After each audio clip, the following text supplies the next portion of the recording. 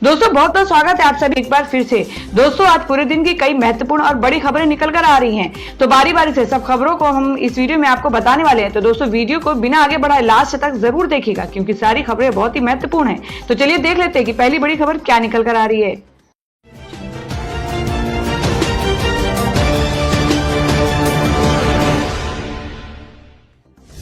आज की पहली बड़ी खबर में आपको बता दें कि कोरोना ने ली 937 लोगों की जान, 30,000 के करीब पहुंचा संक्रमितों का आंकड़ा, जाने सभी राज्यों के हाल। जी हम बात करें कि देश में कोरोना वायरस से संक्रमित लोगों की संख्या 30,000 के पास पहुंच गई है।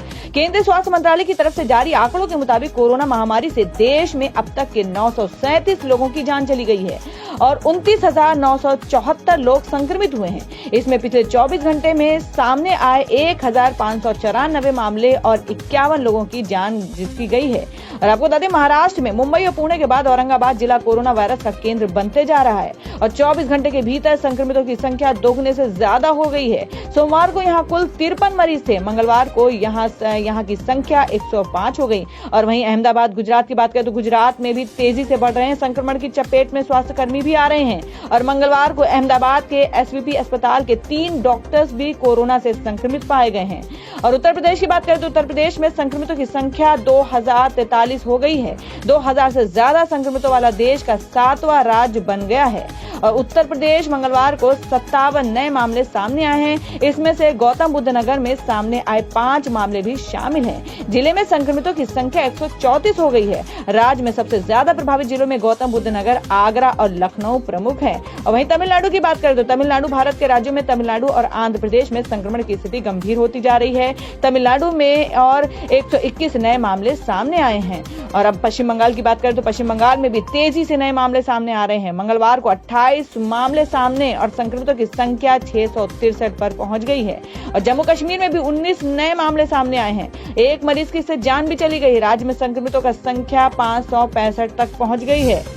और अब अगली बड़ी खबर में आपको बता दें कि 3 मई के बाद भी नहीं चलेंगी ट्रेनें। रेलवे ने अगस्त तक बंद की IRCTC से टिकट बुकिंग, जानिए ताजा अपडेट्स। जी हम बात करें कि लॉकडाउन की वजह से भारतीय रेलवे की सेवाएं बंद हैं। यात्री ट्रेनों की सर्विसेज पूरी तरह से ठप है। लॉकडाउन में यहाँ वहाँ फंसे लोग ट्रेन खुलने का बेसब्री से इंतजार कर रहे हैं। लोगों को ट्रेनें खुलने का इंतजार है, लेकिन ये इंतजार अभी और लंबा हो सकता है। लॉकडाउन खत्म होने के बाद यानी 3 मई के बाद भी ट्रेनें नहीं चलाने का फैसला लिया जा सकता है। और कुछ रिपोर्ट्स के मुताबिक पोस्ट लॉकडाउन के बाद भी ट्रेन सर्विस शुरू होने के आसार नहीं दिख रहे हैं। ट्रेन सर्विस को शुरू करने से पहले रेलवे को कोविड-19 के सेफ्टी प्रोटोकॉल को पूरा करवाना चुनौतीपूर्ण है। और अब अगली खबर में आपको बता दें कि खाड़ी देशों में फंसे भारतीयों को स्वदेश लाने के लिए एयर इंडिया और नौसेना ने कर ली पूरी तैयारी। जी आपको बता दें कि कोरोना वायरस ने पूरी दुनिया पर अपना कहर बरपाया है। भारत में इससे संक्रमित लोगों की संख्या 29,000 के पार पहुंच चुकी है। वहीं 900 से ज्यादा लोग अपनी जान गंवा बैठे हैं। विश्व के तमाम देशों में फंसे भारतीय नागरिकों को विभिन्न विमानों से अपने देश लाया गया है, लेकिन अभी भी खाड़ी देशों में कुछ लोग फंसे हुए हैं। इनको वापस लाने के लिए एयर इंडिया और नेवी को तैयार किया गया है। हालांकि खाड़ी देशों में कोरोना वायरस के खतरे को देखते हुए अभी इनको रोक दिया गया है। कुछ न्यूज रिपोर्ट्स के अनुसार सरकार के शीर्ष सूत्रों ने कहा है कि हम लोग भारतीय नागरिकों को खाड़ी देशों से निकालने का प्लान बना रहे हैं। अभी हम हालात पर नजर बनाए हुए हैं और उसी के हिसाब से तैयार कर रहे हैं। हमने एयर इंडिया और भारतीय नौसेना को भी कहा है कि वो अपनी विस्तृत योजना बनाएं। ऐसी रिपोर्ट आने के बाद दुबई में भारत के महावाणिज्य दूत विपुल ने स्थानीय अखबार खलीज टाइम्स ने कहा है कि हम अभी भी इस मामले पर दिल्ली से आधिकारिक पुष्टि की प्रतीक्षा कर रहे हैं। तो दोस्तों आप लोगों को क्या लगता है कि 3 तारीख से यात्रियों के लिए ट्रेनों की सुविधा उपलब्ध होनी चाहिए? आप अपना सुझाव कमेंट बॉक्स में जरूर दें। बढ़ते हैं अगली खबर की ओर। और अब बता दें कि कोरोना टेस्ट कराने से रोजे पर फर्क पड़ेगा या नहीं। दारुल उलूम देवबंद ने फतवा जारी कर दिया है जवाब। आपको बता दें कि रमजान के महीने में रोजेदारों के कोरोना टेस्ट को लेकर दारुल उलूम देवबंद ने एक फतवा जारी किया है। फतवे में कहा गया है कि कोरोना टेस्ट के लिए नाक और गले का स्वैब सैंपल लेने में कोई हर्ज नहीं है। शंकाओं का समाधान करते हुए फतवे में कहा गया है कि जांच के दौरान स्टिक पर कोई केमिकल नहीं लगा होता है, इसलिए कोरोना का टेस्ट कराने से रोजे पर कोई फर्क नहीं पड़ेगा। तो दोस्तों, खबरों में आगे बढ़ने से पहले जान लेते हैं आज के माइंड क्विज के सवाल को। आज का सवाल है, आपको बताना है कि बीकानेर शहर किस राज्य में स्थित है। इसका जवाब आपको वीडियो के नीचे कमेंट बॉक्स में देना है और सही जवाब देने वाले को रैंडमली सिलेक्ट किया जाएगा और वो जीत सकते एक बम्पर पुरस्कार। बढ़ते अगली बड़ी खबर की ओर। और अब अगली बड़ी खबर में आपको बता देंगे, यूपी में साधुओं की हत्या पर बोले हार्दिक पटेल, अब योगी का इस्तीफा क्यों नहीं मांगते। जी हां, आपको बता दें कि महाराष्ट्र के पालघर में 2 साधुओं की मॉब लिंचिंग के बाद अब यूपी में भी साधुओं की हत्या की घटना सामने आई है। यहां बुलंदशहर के अनूप शहर इलाके में 2 साधुओं को मंदिर परिसर में सोते वक्त धारदार हथियार से जान ले लिया गया और इस वारदात में गाँव के ही एक नशेड़ी युवक मुरारी को पुलिस ने पकड़ा है। साधुओं की जान जाने का हमला सुनकर सोशल मीडिया पर चर्चा का विषय बन गया है। कांग्रेस नेता हार्दिक पटेल ने इस घटना के लिए यूपी के मुख्यमंत्री योगी आदित्यनाथ को निशाने पर ले लिया है। आपको बता दें कि हार्दिक पटेल ने मंगलवार को ट्वीट कर लिखा कि महाराष्ट्र में 2 साधुओं की मॉब लिंचिंग के बाद अब उत्तर प्रदेश में साधुओं की जान गई है। महाराष्ट्र की घटना पर 2-2 घंटे टीवी डिबेट करने वाले उत्तर प्रदेश की घटना पर चुप है। योगी आदित्यनाथ का इस्तीफा क्यों नहीं मांगते। भाजपा के अपशब्द हर गुनाह का राजनीतिकरण करते हैं। आपको बता दें, हार्दिक इसी तरह बतौर युवा कांग्रेस नेता आए रोज भाजपा सरकार को किसी न किसी मुद्दे पर घेर रहे हैं। इससे पहले उन्होंने तबलीगी जमात की तारीफ में ट्वीट किया था कि हार्दिक ने रविवार को लिखा था कि एक गलती पर तुरंत गाली देते हो लेकिन सराहनीय कार्य पर प्रशंसा जरूर करें। आपको बता दें कि तबलीगी जमात के लोगों ने एक नेक काम किया है। हरियाणा में झज्जर हॉस्पिटल में 129 मरीज ठीक हो गए हैं। उनमें से कई अब दूसरे मरीजों के प्लाज्मा थेरेपी के लिए अपना खून देने को तैयार हैं। ये काबिले तारीफ है। और अब अगली खबर में आपको बता दें कि सूरत डायमंड कंपनी में जुटे हजारों मजदूरों की घर वापसी की मांग। कहा, लॉकडाउन में भी काम करा रहे हैं। जी हम बात करें कि लॉकडाउन 2 के 14वें दिन गुजरात में सूरत स्थित डायमंड बुश में हजारों मजदूर एकत्रित हो गए और इन मजदूरों ने अपनी मांग को लेकर हंगामा किया। मजदूरों ने आरोप लगाया कि लॉकडाउन में भी उनसे काम करवाया जा रहा है। उन्होंने खुद को अपने गांव कस्बों को वापस भेजने की मांग को लेकर ऑफिस पर भी पथराव किया। आज सुबह पुलिस इनके घर पहुंची और समझाने बुझाने में जुट गई। बताया जा रहा है कि कई मजदूरों को पगार नहीं मिल पा रही है। उन्हें खाने व रहने के इंतजाम करने में भी समस्याएं झेलनी पड़ रही हैं। एक पुलिस अधिकारी ने बताया कि उन लोगों ने जो पथराव किया उसमें एक सिपाही घायल हो गया है। सूरत के पुलिस उपायुक्त आरपी बरौत बोले, पुलिसकर्मियों पर हमला करने के आरोप में 5 लोगों को हिरासत में ले लिया गया है। उन्होंने कहा कि डिंडोरी इलाके में एक स्थान पर लॉकडाउन को प्रभावी बनाने के लिए पीसीआर वैन के पहुंचने पर कुछ लोग भड़क गए थे। उन लोगों ने उस वक्त वैन पर पत्थरबाजी की। बरौत ने कहा कि हमें जब पता चला कि इलाके में लोग जमा हो रहे हैं तो लॉकडाउन के नियमों का पालन नहीं कर रहे हैं तो हमने वहां एक पीसीआर वैन भेजी। पुलिस ने जब लोगों से घर के भीतर रहने को कहा तो कुछ लोग भड़क गए और उन्होंने पुलिसकर्मियों पर पत्थर फेंकने शुरू कर दिए। घटना में एक पुलिसकर्मी को चोट आई है, जिसके बाद उस इलाके में अतिरिक्त पुलिस बल भेजा गया। अब स्थिति नियंत्रण में है। और अब अगली खबर में आपको बता दें पीएम की वीडियो मीटिंग के बारे में। मिजोरम के सीएम बोले, मुझे हिंदी का एक शब्द भी समझ नहीं आया।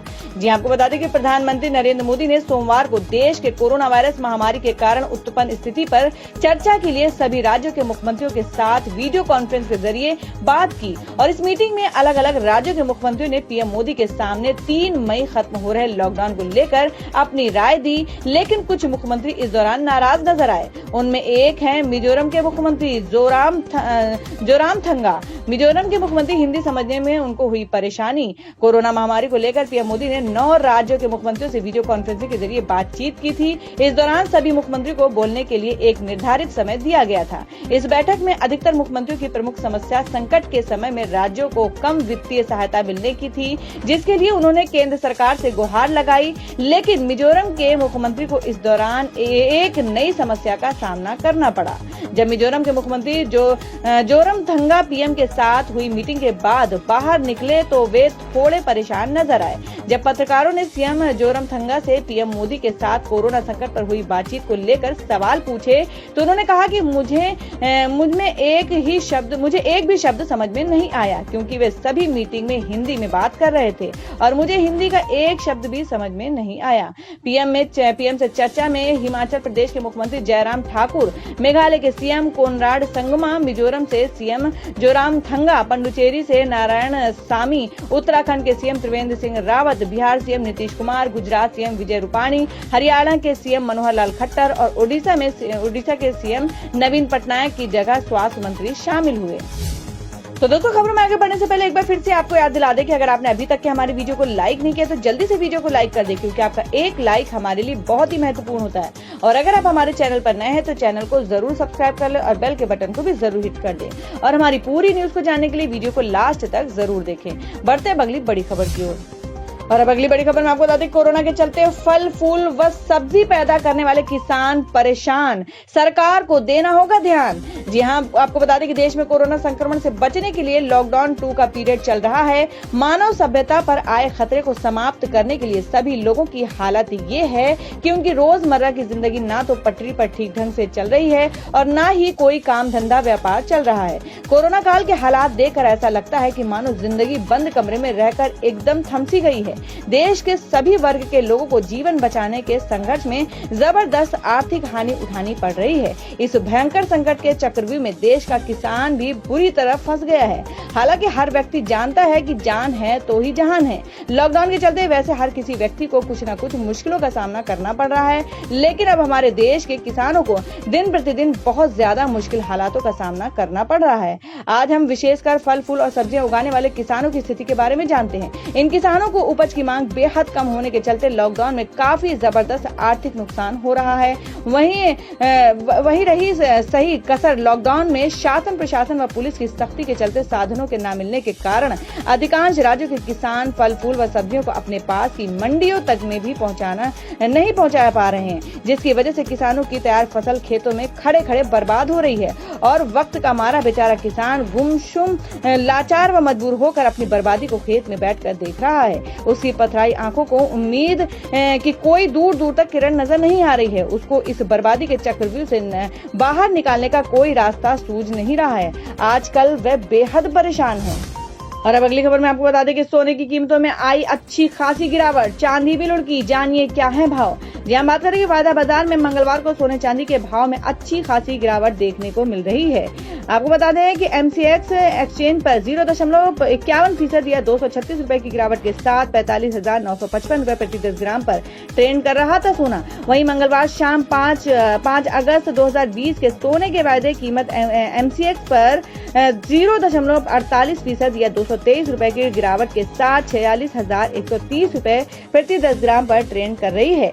देशव्यापी लॉकडाउन के 3 मई तक बढ़ने के कारण मंगलवार को भी देश में सोने चांदी के हाजिर बाजार बंद रहे हैं। तो दोस्तों, ये थी अब तक की सभी बड़ी खबरों की अपडेट्स, टुडे ब्रेकिंग न्यूज और लेटेस्ट खबरों को देखने के लिए हमारे चैनल ऑसम ज्ञान हिंदी न्यूज चैनल से जुड़े रहिए और हमारे वीडियो को लाइक शेयर जरूर कर दें अपने दोस्तों और रिलेटिव्स के साथ। तो दोस्तों, फिर मिलेंगे काम की खबरों और सरकारी योजनाओं की एक और नई वीडियो के साथ। तब तक के लिए धन्यवाद दोस्तों।